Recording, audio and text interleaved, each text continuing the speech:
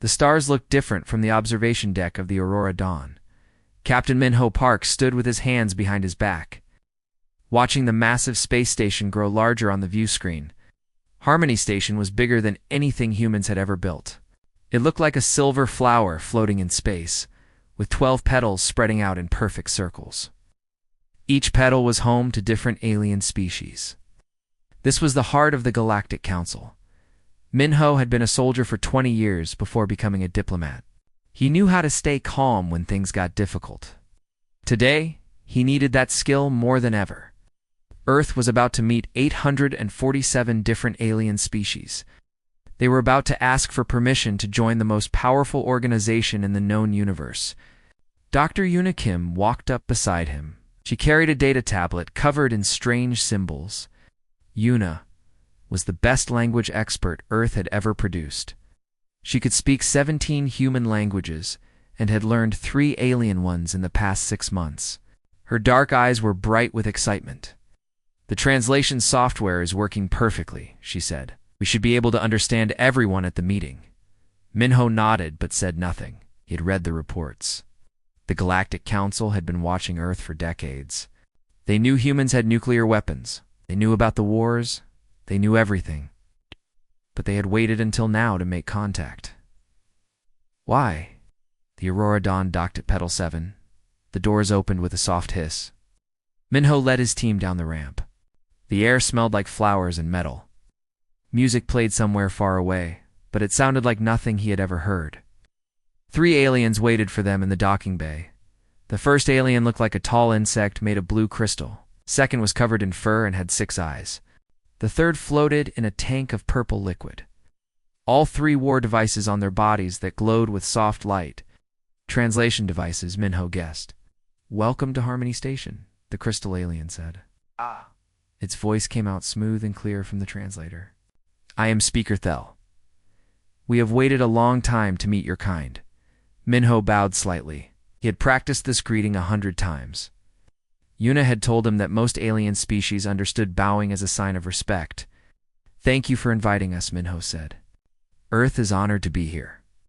Speaker Thel led them through corridors that changed color as they walked. Other aliens passed by them. Some stopped to stare. Others hurried away quickly. Minho noticed how many of them looked afraid. Why would advanced aliens be scared of humans? The council chamber was enormous. It was shaped like a bowl, with seats rising up in circles. Hundreds of aliens sat in those seats. Some were big, some were small, some looked like plants, some looked like rocks. All of them turned to watch as the human delegation entered. Minho walked to the center of the chamber. His team stood behind him. He felt very small. He felt very young. These species had been traveling between stars for thousands of years. Humans had only left their solar system 50 years ago.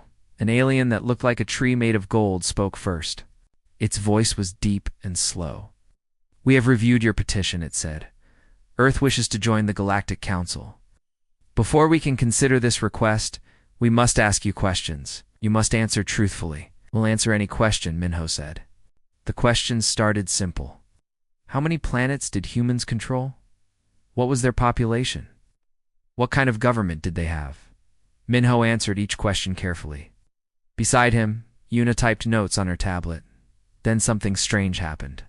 An alien with too many arms asked a question that made the whole chamber go silent. "Do the people of Earth know what their planet is truly called?" Minho frowned.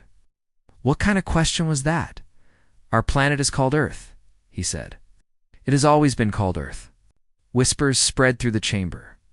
The golden tree alien raised one of its branches. The whispers stopped.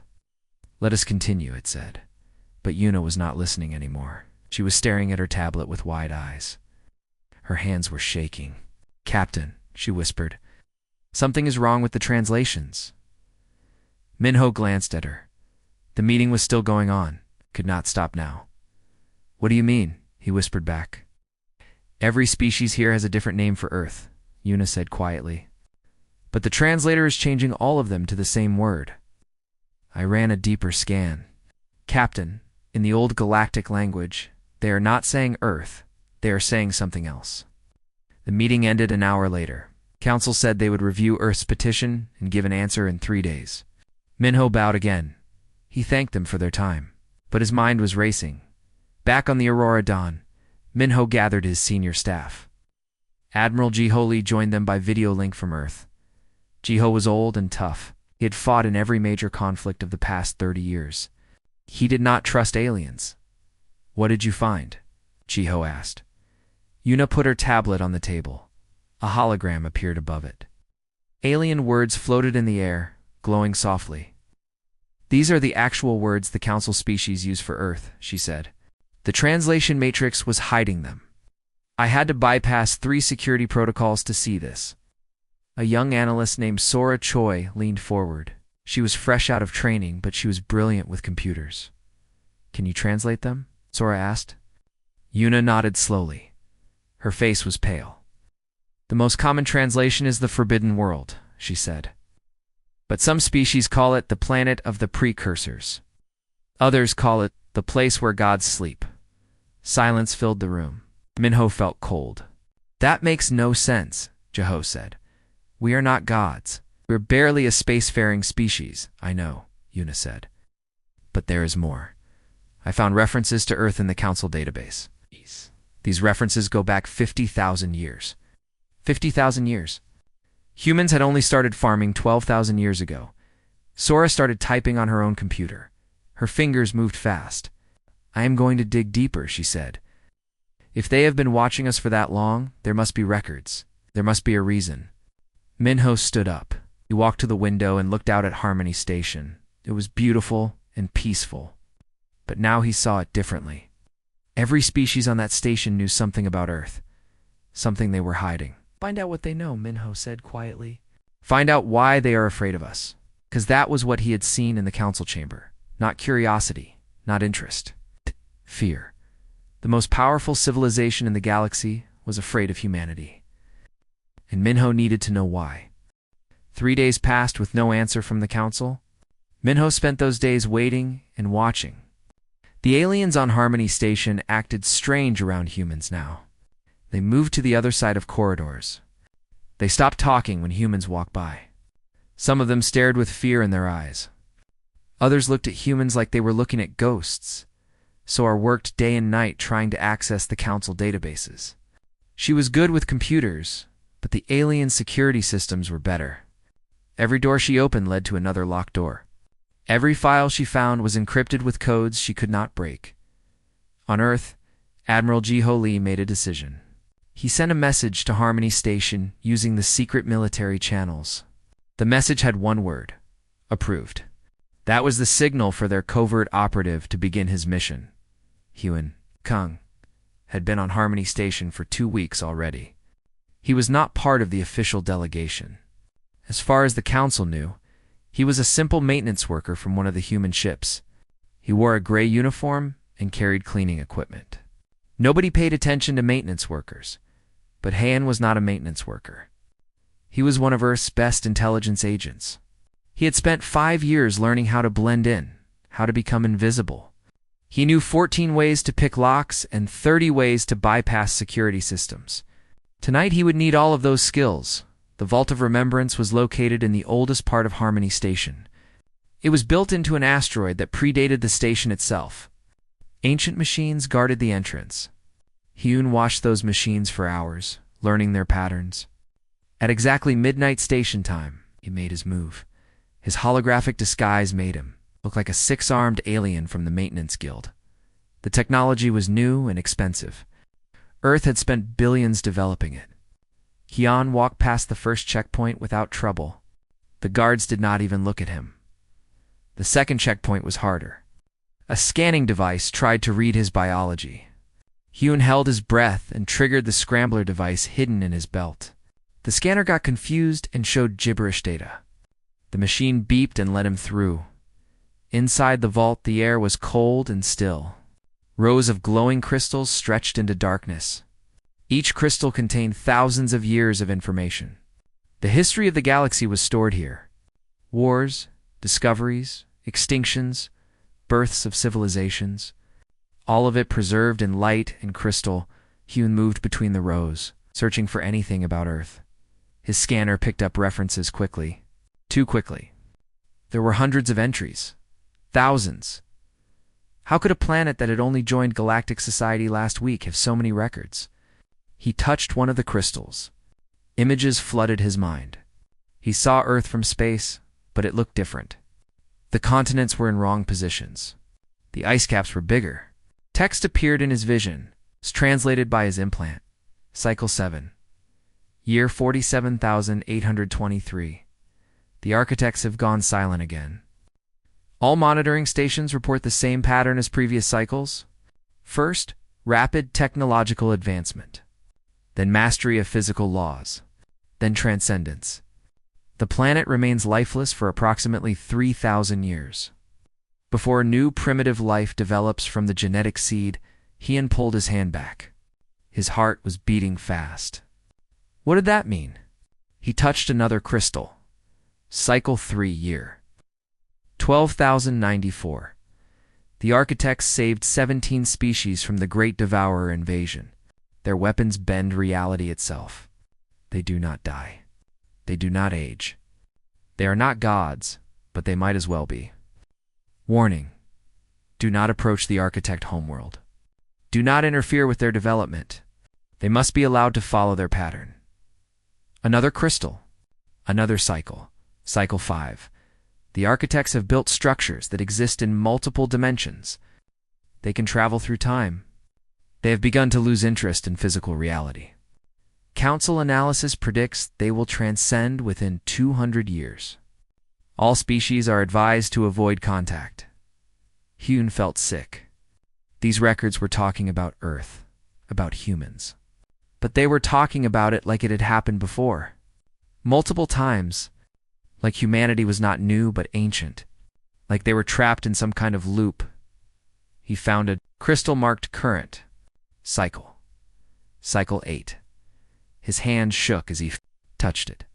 Cycle 8. Year. 823. The genetic seed has developed into a primitive, species-matching architect baseline. They call themselves humans. Early projections suggest this cycle is following the same pattern as previous ones.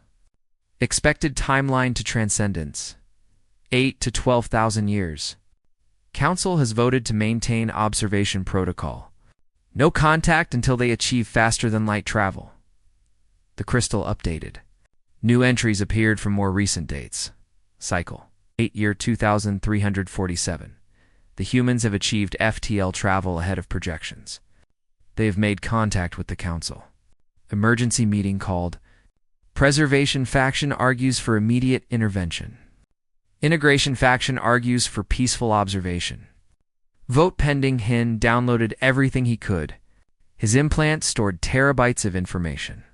He was about to leave when he heard a voice behind him. Should not be here, human. Ewan spun around.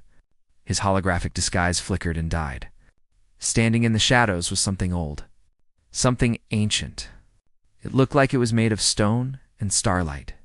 Its eyes were deeper than space. I am Elder Keeper Vorith, the being said. I am one of the Archons. We were here when the first architects walked the galaxy. We remember everything. Hune reached for his weapon, but his hand would not move. Vorath had frozen him in place with a thought. Do not be afraid, Vorath said. If I wanted you dead, you would be dead. I let you come here. I'll let you see the records. Do you know why? Hune could not speak. He could barely breathe. Because this cycle is different, Vorath continued. Previous cycles never knew about their past. They never had the chance to choose. But you found the records. You know the truth now. Maybe that will change things.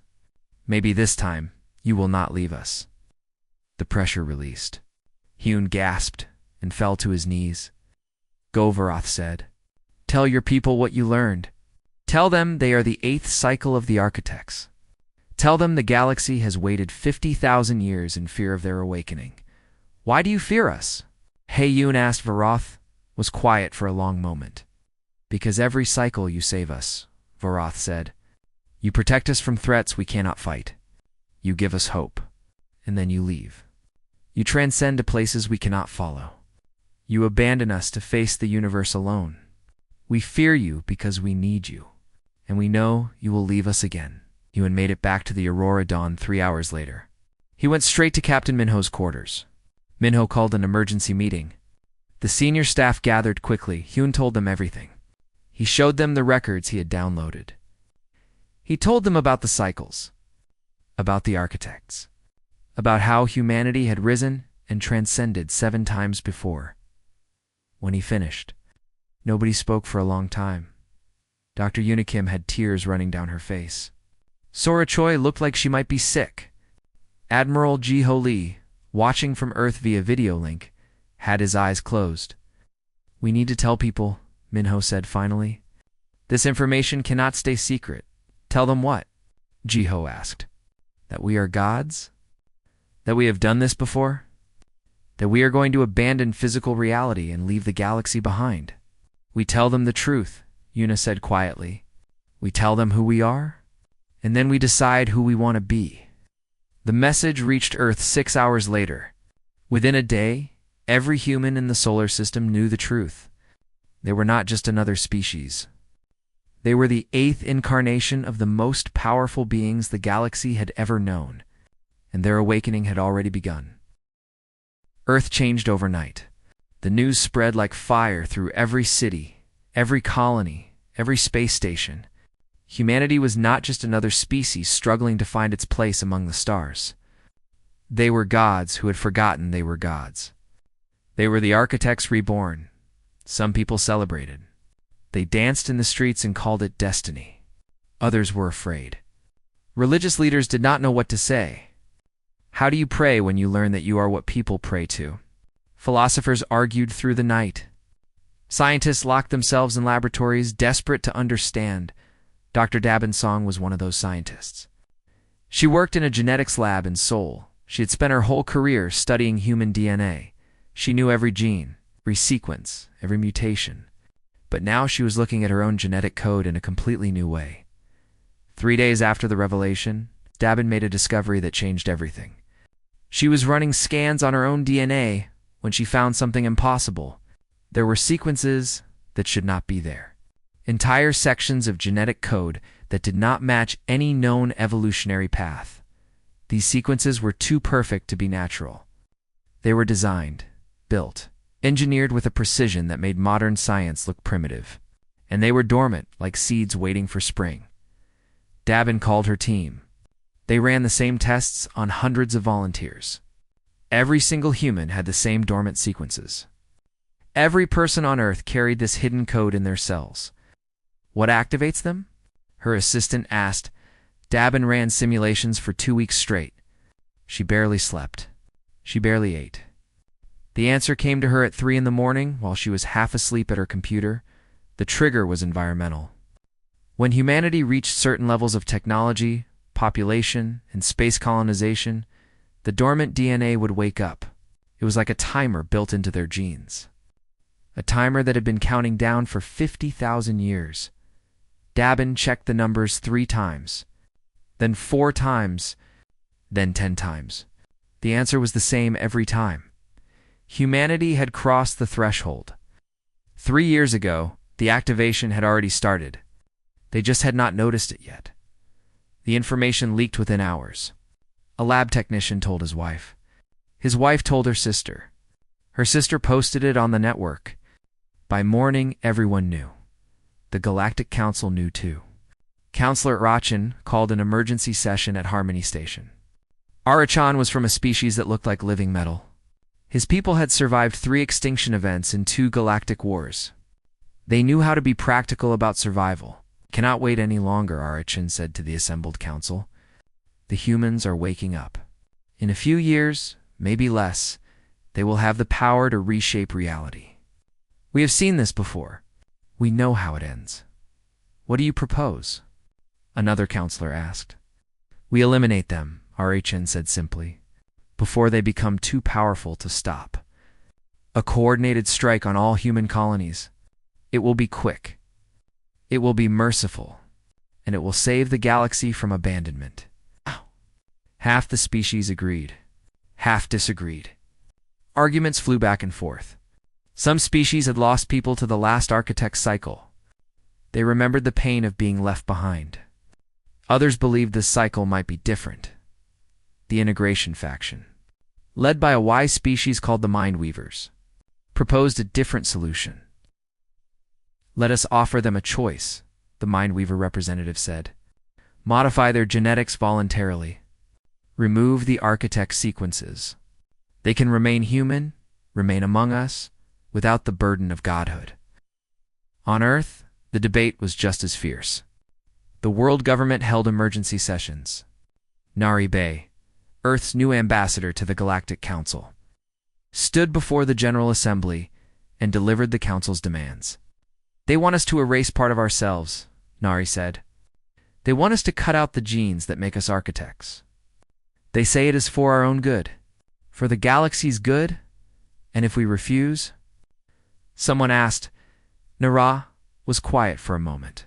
She did not want to say the next part. "Then they will destroy us," she said. 400 species have agreed to join the strike. They are mobilizing their fleets now. The vote was close. Some people wanted to accept the Council's offer. They did not want to be gods. They just wanted to live normal lives, to raise families, to grow old and die like everyone else. But most people refused. They said it was genocide by another name. You cannot force people to change their genetics. You cannot make them less than what they are born to be. Earth's answer reached the Council 3 days later. It was written by Nari, but signed by every human government. "We respectfully decline your offer. We are human. We will not change what we are out of fear. If you choose to attack us, we will defend ourselves. We hope it does not come to that." The Council fleets began to move. Hundreds of warships from dozens of species gathered at staging points near human space. Admiral Jiho Lee watched them on his displays and felt old. Earth had 12 modern warships. The colonies had another 30. Against 400 alien vessels, they would last maybe an hour. But something was happening that Jiho did not understand. Something was happening to the people. Reports were coming in from all over. People were experiencing strange things. A woman in Tokyo moved a glass with her mind. A man in New York knew what his wife was thinking before she spoke. A child in Sydney could see things that had not happened yet. The genetic activation was accelerating. Dr. Unikim, still on Harmony Station with the diplomatic mission, was experiencing it too. She could hear the thoughts of aliens around her.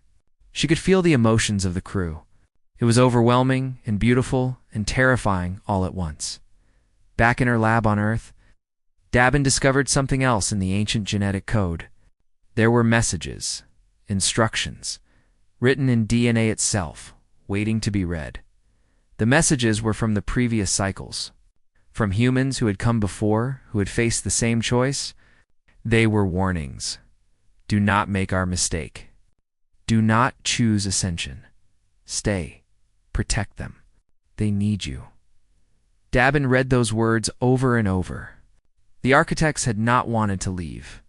They had been torn between two impossible choices: stay and remain limited, or ascend and leave everyone behind. Every cycle before had chosen ascension. 7 times humanity had left the galaxy. Now it was the 8th cycle's turn to choose. But this time, they knew what happened before. This time, they could see the consequences. This time, they might choose differently, if they lived long enough to make that choice. The changes came faster now. Every day brought new reports of impossible things. A construction worker in Beijing lifted a steel beam with one hand and did not understand how. A teacher in Rio de Janeiro spoke in a language she had never learned, and everyone understood her perfectly.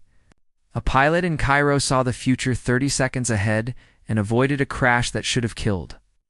Everyone aboard, the abilities were not random. They were systematic, organized, like a program running in every human cell, switching on abilities one by one. First came the simple things: telepathy, enhanced strength, faster healing. Then came the harder ones: moving objects with thoughts, bending light, touching minds across vast distances. Kyun Park was 17 years old. He lived in a colony on Mars with his parents and younger sister. He was a normal student who liked old movies and hated math homework. Then one morning he woke up and could feel every mind on Mars. 8 million people lived in the Mars colonies. Kyung could feel all of them. Their thoughts brushed against his mind like waves on a beach. He could hear their dreams, their fears, their hopes. It was too much. He screamed and fell to his knees. His mother found him on the floor of his room, crying. She held him while he tried to explain. Then something strange happened. Kung felt his mother's mind open to his. Not invasively, gently, like she was teaching him how to control it, how to build walls, how to filter the noise. She was changing to all over human space. People were learning to use their new abilities. Some learned faster than others. Some were afraid and tried to hide what they could do. Others embraced it with joy. 2 groups formed. Commander Taeyang Jung led the first group. Taeyang was a philosopher and a dreamer.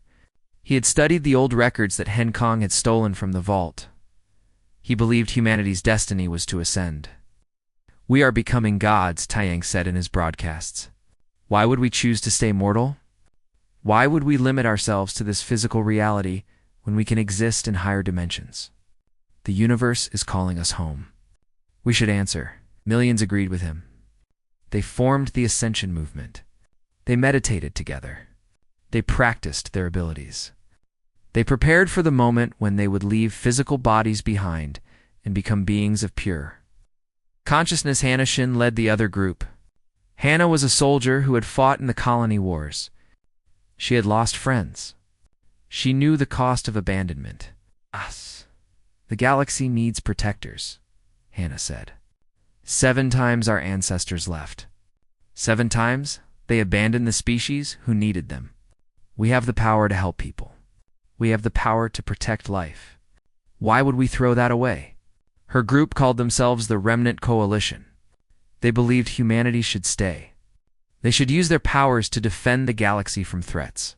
They should be heroes, not gods. The debate raged across every human world. Families divided. Friends argued. But there was no time for a decision. The Council fleet was coming. 400 ships dropped out of faster than light. Travel at the edge of Earth's solar system. Admiral Jiho Lee watched them appear on his screens. He had spent his whole life preparing for war. He had never imagined war like this. The alien fleet sent a final message. Surrender now. Submit to genetic modification, or be destroyed. They gave Earth 12 hours to decide. Jiho gathered his officers. They were brave men and women. They knew they could not win, but they would fight anyway. "We have 42 ships," Jiho said. "They have 400. Our weapons are less advanced. Our shields are weaker. If this was a normal battle, we would lose in minutes." "But this is not a normal battle," one of his officers said quietly. Jiho nodded. That was the truth. Humanity was not normal anymore. On Mars, Kung Park stood in a plaza with thousands of other people. They were holding hands. They were quiet. Kyun could feel their minds joining together, not losing themselves, just connecting. Sharing strength. Then someone reached out further. A woman in Tokyo, a man in London, a child in Mumbai. One by one, minds joined the network. Billions of people connecting. For the first time in history, humanity thought as one. Kyun was at the center of it. He did not know why. He did not understand how. But he could feel every human consciousness in the galaxy flowing through him. They were not controlling him. They were not taking over. They were just there. Together. United. The collective reached out to the Council fleet. Not with weapons. With thoughts. With feelings. With memories. The alien admirals suddenly understood what humans were feeling. They felt the fear of being destroyed for what you were born to be. They felt the hope of choosing your own path. They felt the love humanity had for each other and for the idea of protecting others. Some of the aliens were moved. Some lowered their weapons. But most were more afraid than ever. These humans were too powerful, too dangerous. They had to be stopped. The Council fleet opened fire. Thousands of missiles launched. Energy beams cut through space. Enough firepower to destroy entire planets rushed toward Earth and its colonies. Kyung felt the attack coming. The collective consciousness moved without thinking. Pure instinct. Pure defensive reflex. The missiles stopped in space. Just stopped. Frozen like they were stuck in invisible ice. The energy beams bent around Earth. They curved back toward empty space and dissipated. Harmlessly, then the ships started disappearing. Not destroyed. Teleported. One moment they were in Earth's solar system. The next moment, they were scattered across the galaxy. Some appeared near their home worlds. Others found themselves in empty space, billions of miles away. The flagship of the Council fleet remained. Admiral Jiho Lee watched in amazement as the alien crew simply appeared on Earth's surface. They materialized in the middle of a park in Geneva, unharmed, confused, completely defeated. The battle lasted 17 minutes. Not a single person died. Not one ship was destroyed. The humans had won without killing anyone. The collective consciousness dissolved slowly. People returned to themselves. Kyung fell to his knees, exhausted. Around him, others were crying or laughing, or just sitting in stunned silence. They had done it. They had defended themselves. They had proven they were powerful beyond measure. But that power terrified even them. In those 17 minutes, humanity had rewritten the laws of physics. They had moved ships across impossible distances. They had frozen weapons in space. They had touched millions of minds at once. If they could do that now, what would they be capable of in a year? In 10 years? In 100? Dr. Yuna Kim stood on Harmony Station, watching the news with the few aliens who had not fled. She understood now. She understood why the galaxy feared humanity. It was not hate. It was not prejudice. It was the simple truth that humans were becoming something that could break reality itself. They were becoming architects, and now they had to choose. Embrace that power and ascend, or find a way to stay human while holding the power of gods. The galaxy held its breath. Humanity had proven they could not be defeated. The Council fleet was scattered. Their weapons were useless. The most powerful military force in galactic history had been gently set aside. Like children playing war games, but humanity was just as shocked as everyone else. They had not meant to be so powerful. They had not planned to rewrite physics.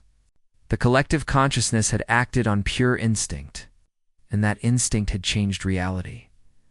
Elder Voreth appeared on Earth 3 days after the battle. He did not come in a ship. He simply appeared in the middle of the United Nations building in New York.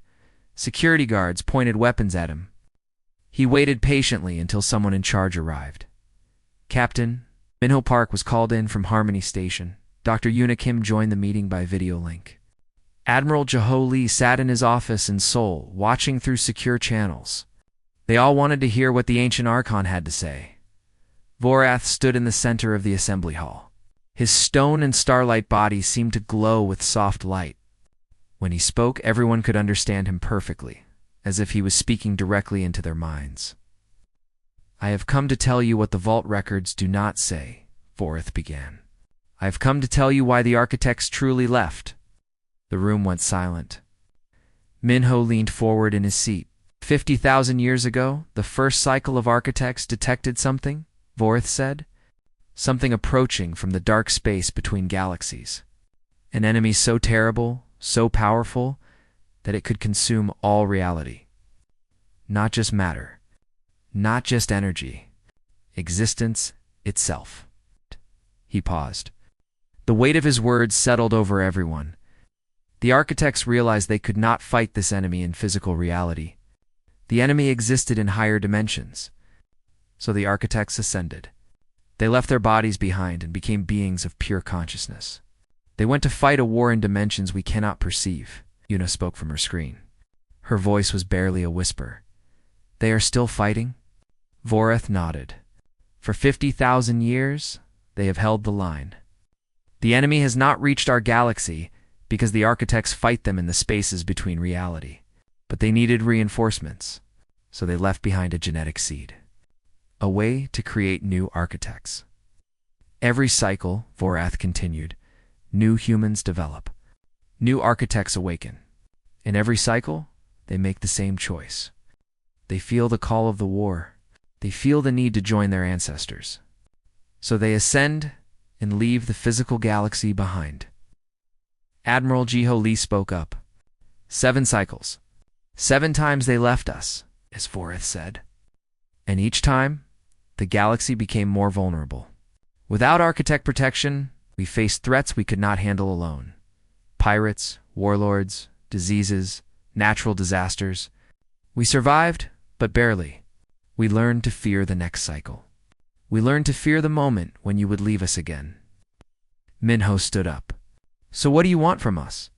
Do you want us to stay? Or do you want us to ascend and help fight this war? Vorath looked at him with ancient eyes. I want you to know the truth. I want you to make an informed choice. Previous cycles did not know about the eternal war. They did not know their ancestors were still fighting. They thought ascension was the end of their journey. But you know different. You can choose with full knowledge. The meeting ended 2 hours later. Vorath disappeared the same way he had arrived, simply fading from existence. The human leaders sat in silence, trying to process everything they had learned. Dr. Unikim made a proposal that night. She sent it to every major government, every colony, every settlement. The proposal was simple, but revolutionary. What if they split the difference? What if some humans ascended to join the eternal war, while others stayed to protect the physical galaxy? The debate lasted for weeks. Town halls were held across human space. People argued passionately on both sides. Some felt called to ascend. They could feel the war calling to them in their dreams. Others felt just as strongly about staying. They wanted to use their powers to help people, to protect the weak, to be heroes rather than gods. Finally, a date was set for the global referendum. Every human would vote. Every voice would be heard. The collective consciousness would make the decision together. Kyung Park stood with his family on Mars. They held hands as the voting began. But this was not a normal vote. This was done through the collective mind. Every human connected. Every thought was shared. Every feeling was understood. Kung felt Commander Taiyang's desire to ascend. He felt the pull of the higher dimensions, the promise of becoming something greater, the chance to fight alongside the original architects. But he also felt Hannah's determination to stay. He felt her memories of people who needed help. He felt her vision of humanity as guardians and protectors. The referendum took 6 hours. 6 hours of shared consciousness. 6 hours of feeling what everyone else felt, understanding their hopes and fears. When it ended, the results were clear. 60% chose to stay. 40% chose to ascend. The ascension was scheduled for dawn. One final sunrise for those who would leave physical reality behind. 4 billion people prepared to transform. Captain Minho Park surprised everyone by choosing to ascend. He stood on a hillside overlooking the ocean and explained his decision to a news reporter. I have been a soldier and a diplomat, Minho said. I have fought for peace my whole life. The eternal war needs experienced leaders. It needs people who understand strategy and sacrifice. I can do more good there than here. Commander Taiyang stood with millions of others in designated zones across human space. They were ready. They had practiced meditation and consciousness expansion. They knew what was coming.